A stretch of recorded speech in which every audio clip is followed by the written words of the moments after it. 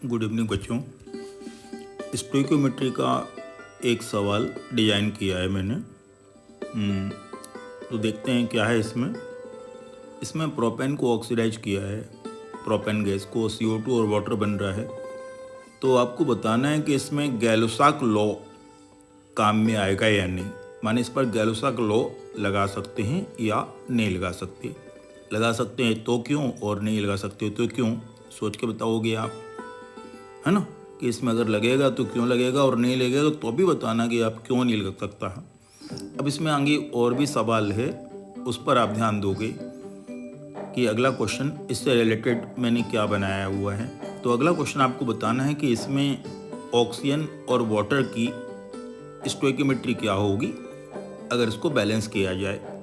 तो ये 4 ऑप्शन हैं, 3,5, 5,4, 2,4 एंड 5,2। तो ये क्वेश्चन को बैलेंस करोगे आप। हाइड्रोकार्बन का ऑक्सीडेशन बैलेंस करना बहुत कठिन नहीं होता है। आपको मालूम है कि हाइड्रोकार्बन में जितने कार्बन होते हैं उतने कार्बन डाइऑक्साइड बनते हैं, और जितने हाइड्रोजन होते हैं उससे आधे वाटर बनते हैं। तो इसको आप इजीली बैलेंस कर पाओगे।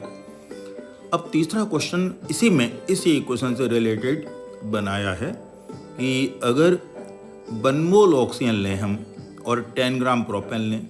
ये बताना है इसमें कि 1 मोल ऑक्सीजन और 10 ग्राम प्रोपेन लिया जाए तो उस कंडीशन में प्रोपेन का कितना रेसिडुअल मास बचेगा और उससे CO2 का कितना वॉल्यूम बनेगा। माने प्रोपेन के बचने के बाद कुछ प्रोपेन खर्च हुआ होगा, तो उस प्रोपेन से कितनी CO2 बनी होगी, और आपको CO2 का वॉल्यूम NTP पर बताना है। तो स्टोइकोमेट्री कैलकुलेशन का एक सवाल है जो अक्सर आता रहता है। अब इसमें 4 ऑप्शन हैं, दोनों ऑप्शन पे आप अपना थॉट प्रोसेस लगाओगे और बताओगे कि इसके अकॉर्डिंग इसका करेक्ट ऑप्शन कौन सा होगा। तो पहला ऑप्शन है 1.2 gram residual propane and 12.44 litre CO2। यहाँ ध्यान रखना, पहला आंसर प्रोपेन का है, दूसरा आंसर CO2 का है। सेकंड आंसर है 1.2 ग्राम एंड 13.44 ml, और तीसरा आंसर है 1.4 gram and 13.44 litre. Last answer है 1.2 ग्राम एंड 13.44 लीटर। तो बच्चों ये एक क्वेश्चन है जिसमें हमने 3 क्वेश्चन बनाए हैं, और आप करोगे स्कोर करके कमेंट बॉक्स में इसका आंसर मुझे सेंड करोगे। बहुत अच्छी तरह मेहनत कर रहे हो आप लोग। थैंक यू वेरी मच बच्चों।